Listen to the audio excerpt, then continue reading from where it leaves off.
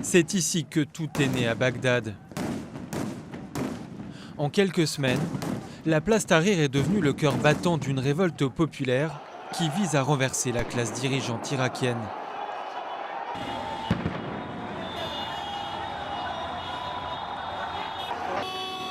Hussein, chauffeur de tuk-tuk de 18 ans, sillonne les rues de la ville.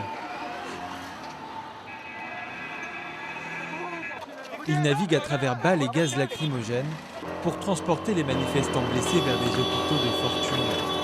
Un rôle essentiel dans l'organisation de la rébellion qui a pris racine sur la place. Nous sommes une grande famille et chacun a son rôle comme dans une maison. Il y a ceux qui cuisinent, ceux qui nettoient, ceux qui sont responsables de dissiper le gaz lacrymogène. Chacun est membre de cette famille et chacun assume une responsabilité. Ces rassemblements contre le gouvernement ont commencé le 1er octobre, d'abord provoqués par la réduction des services publics et le chômage des jeunes. C'est le plus grand mouvement de contestation depuis l'invasion américaine de 2003 qui a mené à la destitution de Saddam Hussein. Les manifestants ont pris pour habitude de danser et de chanter face aux forces régulières irakiennes. Mais leur sécurité est toute relative. 400 personnes sont mortes dans le pays depuis le début des violents affrontements il y a 2 mois. Dans les tentes, les premiers soins sont assurés par de jeunes volontaires comme Hayat, qui œuvre au péril de sa vie. Je ne devrais pas être ici, mais il faut être sur le front pour les aider. On ne peut pas les abandonner. On ne peut pas partir si quelque chose leur arrive. Mais nous sommes aussi une cible. De nombreux médecins ont été arrêtés par la police anti-émeute et nous restons sans nouvelles de beaucoup d'entre eux. Chaque matin, les médecins volontaires rejoignent les manifestants sur la place, armés de leurs stéthoscopes. Hayat et les autres bénévoles dépendent des dons de matériel pour soigner le flux ininterrompu de patients. Des milliers de manifestants ont été blessés, particulièrement ici à Bagdad et dans le sud de l'Irak à majorité chiite. Malgré les risques d'arrestation et les menaces qui pèsent sur sa famille, Hayat est déterminé à poursuivre le combat. Notre destin est incertain. À tout moment, ils peuvent nous tirer dessus. À tout moment, nous pouvons mourir. Alors que faire ? Exaspérés par le manque d'infrastructures dans le pays, les manifestants n'ont pas tardé à établir eux-mêmes leur propre réseau de communication. Alors que médecins et infirmières dispensent des soins gratuits, les tuk-tuk assurent un va-et-vient permanent avec les zones de combat pour permettre l'approvisionnement et évacuer les blessés. Longtemps réservé au quartier déshérité de Bagdad, le modeste moyen de locomotion est devenu un symbole des manifestations. Ce sont les chauffeurs de tuk-tuk qui transportent seuls les blessés vers les hôpitaux. C'est nous qui amenons la nourriture et tout ce dont les manifestants ont besoin sur le front et sous les ponts. C'est ça le rôle d'un chauffeur de tuk-tuk. Nous avons complètement perdu notre mauvaise réputation. S'étirant sur les ponts qui traversent le fleuve Tigre, les camps des manifestants réunissent des Irakiens de tous les milieux. Ensemble, ils s'élèvent contre une classe dirigeante jugée inutile, corrompue et soumise aux intérêts étrangers, particulièrement à ceux de l'Iran frontalier. Acculé, l'ancien Premier ministre Adel Abdelmahdi a finalement quitté le pouvoir en novembre dernier.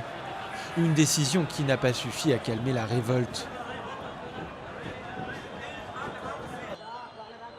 Keiria, une bénévole venue du sud de l'Irak, gagne l'équivalent de 150 $ par mois pour nourrir sa famille de 9 personnes. Depuis des semaines, c'est pour une foule bien plus importante qu'elle cuisine chaque jour place Tahrir. Son arme, c'est le pain. Au début, nous cuisinions à nos propres frais. Puis les gens ont commencé à nous aider avec des dons. Ils nous apportent du grain, du thé, du sucre, du riz et de la farine parfois, avec lesquels nous cuisinons. Keiria est inquiète pour le futur de l'Irak, où seulement 25% des jeunes ont un emploi. Les Irakiens n'en peuvent plus. Nos diplômés sont sans emploi. Après leurs études, ils retournent chez eux. Et puis, que peuvent-ils faire avec leurs diplômes? Ils se retrouvent à vendre des bouteilles d'eau ou des mouchoirs dans la rue. Ils travaillent au champ ou font du transport sur les marchés. C'est ça l'Irak. Nous sommes un pays de culture, un pays raffiné. Nous ne devrions manquer de rien. Il y a du pétrole ici. Et nous, Irakiens, nous n'y aurions pas droit. Pourquoi n'avons-nous pas le droit à notre part? Plus de la moitié des 40 millions d'Irakiens ont moins de 25 ans. Des jeunes qui sont à peine représentés en politique, mais qui sont en grande majorité à la manœuvre Place Tahrir. Depuis octobre, ils campent et occupent notamment un bâtiment de 18 étages surnommé le restaurant turc.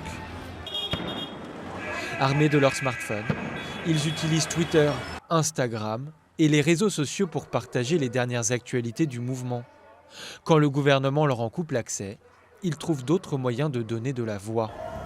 Ali, 21 ans, filme les violences policières et envoie les vidéos à des contacts qui se trouvent à l'étranger. Je suis d'abord et avant tout un manifestant. Mais puisque je me bats aussi pour les droits de l'homme, je reste ici en permanence. Je me dois de documenter toutes les violations aux droits de l'homme qui ont lieu ici. Nous avons cédé du terrain, mais nous revenons en force. Malgré les menaces, la répression, les intimidations, la campagne de terreur, nous résistons et nous filmons. Nous documentons chaque balle tirée avec une arme de police, chaque tir de gaz lacrymogène, chaque grenade lancée. L'Irak est pointé du doigt par les observateurs internationaux pour ses attaques répétées contre la liberté de la presse et la répression féroce à l'encontre des manifestants.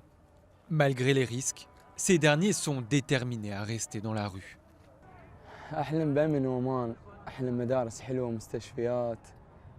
Je rêve de sécurité, je rêve d'écoles et d'hôpitaux, d'une vie calme, un salaire qui me permette de faire vivre ma famille, que mon fils puisse être éduqué, qu'il vive en sûreté, qu'il se sente en sécurité, sans guerre, sans violence sectaire, sans rien de tout ça.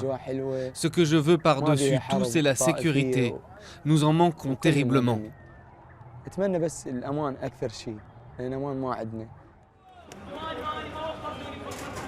Au fil des semaines d'occupation, les revendications très variées des manifestants de la place Tahrir se sont unies.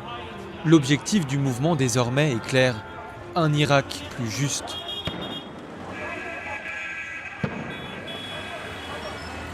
Tous savent néanmoins que le combat a un prix. Alors que la nuit tombe, les rebelles se réunissent pour pleurer leur mort.